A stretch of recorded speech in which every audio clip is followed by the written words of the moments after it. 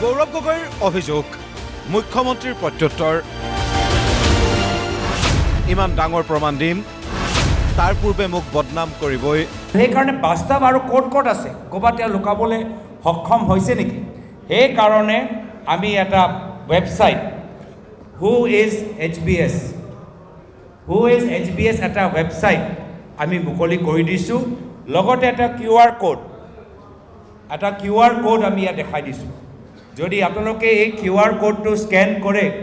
automatically সেই ৱেবছাইটত আপোনালোকে যাব পাৰে আমি এটা ডাঙৰ অভিযোগ প্ৰমাণ সহকাৰে আনিব গৈ আছো ইয়াৰ আগতে তেওঁলোকে ডেফিনেটলি চেষ্টা কৰিব যে মোক অলপ বদনাম কৰা মোক অলপ অপমান কৰা 9 ফেব্ৰুৱাৰীত 4 কংগ্ৰেছ নেতাৰ বিৰুদ্ধে গোচৰ তৰিব মুখ্যমন্ত্ৰীয়ে প্ৰদেশ কংগ্ৰেছৰ অভিযোগ এয়া ভয় ভাবুকিৰ ৰাজনীতি মোৰ বিৰুদ্ধেও গোচৰ দিয়ক প্ৰত্যাহ্বান মুখ্যমন্ত্ৰীৰ গোটেই মুখ্যমন্ত্ৰী মহোদয়ে ডিনাই কৰিব পাৰে প্ৰথম যে এইবিলাক নহয় যিবিলাকৰ তথ্য আহিব মিছা কথা সেইটো নকৰি পেলাই তেখেতে গোচৰ দি পেলাই আদালতৰ পৰা বোধ কৰোঁ এটা ষ্টে অৰ্ডাৰ ল'ব বিচাৰিছে আৰু এনেকৈ তেওঁৰ কথাখিনি লুকুৱাব বিচাৰিছে যদি নাই নহয় বুলিয়ে ক'ব লাগে কিন্তু আদালতৰ আইনৰ গইনা লৈ মানুহৰ মুখত যাতে এই কথাবিলাক নাহে তেনেকুৱা এটা ভাবুকি দিয়াৰ অপচেষ্টা বুলিহে মই অনুভৱ কৰোঁ মই নিজে জানো যে মোৰ বিৰুদ্ধে এটা কথাও কোনেও প্ৰমাণ কৰিব নোৱাৰে কাৰণ মই যেহেতু একো নকৰোৱে আৰু আজিলৈকে মই ৰাজনীতিত অহাৰ পৰা 1996 চনৰ পৰা এই কথাবোৰ মই শুনিয়ে আছো কিন্তু আজিলৈকেতো কোনেও একো সৰু প্ৰমাণ এটাও কৰিব পৰা নাই 9 তাৰিখে এই গোটেই কেইজনৰ বিৰুদ্ধে মই আদালততো গোচৰ দিম আৰু তেওঁলোকে আদালতত প্ৰমাণ কৰক যে হিমন্ত বিশ্ব শৰ্মাই ক'ত ভুল কাম কৰিছে গৌৰৱ গগৈৰ বিৰুদ্ধে পূৰ্বতকৈ আক্ৰমণৰ চুক বাঢ়িছে মুখ্যমন্ত্ৰীৰ যোৰহাটত আজি দীঘলীয়াকৈ গালে গৌৰৱ গগৈৰ পাকিস্তান আখ্যান জবাব দিয়া নিদিয়াটো নিজৰ মানসিকতাৰ ওপৰত কথা আজি মোৰ ওপৰত কিবা কৈছে মই সৎপথত আছো কাৰণে মই কৈছো যে মই 9 তাৰিখে কেছ দিম তাৰমানে মই নিজে কনভিন্স যে মোৰ একো ভুল দোষ মই কৰা নাই কিন্তু আজি 5 মাহ আগষ্টৰ পৰা গৌৰৱ গগৈক মই ষ্ট্ৰেইট কৈ আছো যে এওঁ পাকিস্তানৰ কেছ কিয় দিয়া নাই মোৰ ওপৰত তাৰমানে তেওঁ কোৰ্টত গ'লেই আৰু ফচিব বুলি জানে তাৰ পিছত তেওঁ MP হৈ থাকে নে নাথাকে ডেপুটি লিডাৰ হৈ থাকে নাথাকে এইটো তেওঁৰ মানসিকতাৰ ওপৰত দলৰ নেত্ৰী সোনিয়া গান্ধীৰ আদৰ্শও নলয় গৌৰৱ গগৈয়ে যেতিয়া ৰাজীৱ গান্ধীয়ে সোনিয়া গান্ধীক বিয়া কৰাইছিলে সোনিয়া গান্ধী প্ৰথমটো বিদেশী আছিল কিন্তু তাৰ পিছত তেওঁ ভাৰতীয় নাগৰিকত্ব হল কোনদিনা হল যেতিয়া ৰাজীৱ গান্ধী ৰাজনীতিত সোমালে ৰাজনীতিত সোমোৱাৰ আগলৈকে ৰাজীৱ গান্ধী এজন প্ৰাইভেট সিটিজেন আছিল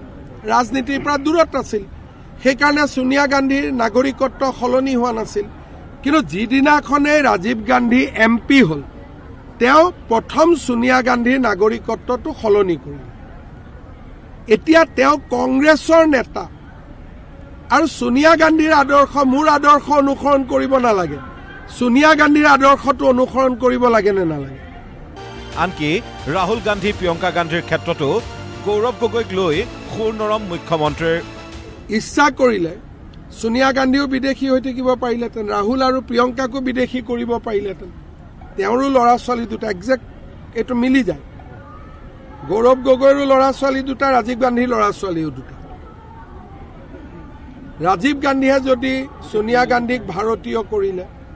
প্ৰিয়ংকা বা ৰাহুল গান্ধীক ভাৰতীয় কৰি ৰাখিলে এখেতে আকৌ ভাৰতীয় হৈ থকা জনক গৈ ব্ৰিটিছ কৰি দিলে যিজন ভাৰতীয় ছোৱালী আৰু ঘৈণীয়েকটো নাছিলেই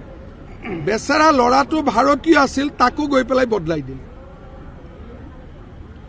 এতিয়াতো মই গৌৰৱ গগৈক এক কদম আগত গৈ সুধিম যে ইহঁতৰ ধৰ্মবিলাকো কৈ দিয়কচোন কংগ্ৰেছৰ সময় পৰিৱৰ্তন যাত্ৰাক কটাক্ষ মুখ্যমন্ত্ৰীৰ আকৌ গড় হত্যা আৰম্ভ কৰিব খুজিছে নেকি নে চাকৰিৰ নামত পইচা তুলিব খুজিছে কংগ্ৰেছে কি পৰিৱৰ্তন বিচাৰিছে প্ৰথম আমি গড় হত্যা বন্ধ কৰিলো তেওঁলোকে আকৌ আগলৈকে পৰিৱৰ্তন কৰিব খোজে যাতে গড় হত্যা আৰম্ভ হয় আমি টকা নিদিয়াকৈ চাকৰিৰ ব্যৱস্থা কৰিলো এতিয়া এইটো তেওঁলোকে কি পৰিৱৰ্তন কৰিব মানে টকা লৈ পেলাই চাকৰি দিয়া পৰিৱৰ্তন কৰিবলগীয়াটো একো নাই এতিয়া পৰিৱৰ্তন কৰিলে উল্টা পৰিৱৰ্তনহে কৰিব লাগিব গাড়ীৰ চকাটো আগৰ ফালে গৈছে তেওঁলোকে ক'ব লাগে যে বৰ্তমান হোৱা পৰিৱৰ্তনক আমি আৰু অধিক ত্বৰান্বিত কৰিম যে চাকৰি নিদিয়াকৈ ঘোষ নিদিয়াকৈ 1.5 লাখ চাকৰি হৈছে অহাবাৰ আমি 3 লাখ কৰিম তাৰ মানে পৰিৱৰ্তনটোক আৰু দুৰন্ত কৰিম ক্ষিপ্ৰ কৰিম তেওঁলোকে কৈছে পৰিৱৰ্তন কৰিম তাৰমানে টকা নিদিয়াকৈ দিয়া চাকৰিটো এতিয়া টকা দিয়ালৈ পৰিৱৰ্তন কৰিব আৰু কি পৰিৱৰ্তন কৰিব তেওঁলোকে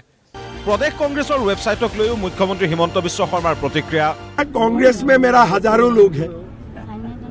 जिसने वेबसाइट बनाया था वही हैक कर दिया कांग्रेस में मेरा हजारों लोग हैं वो दिन भी आप मेरा खिलाफ में प्रेस कॉन्फ्रेंस का समय सेहरा देखो पीछे में जितना लोग बैठा था किसी का मुंह में हंसी नहीं था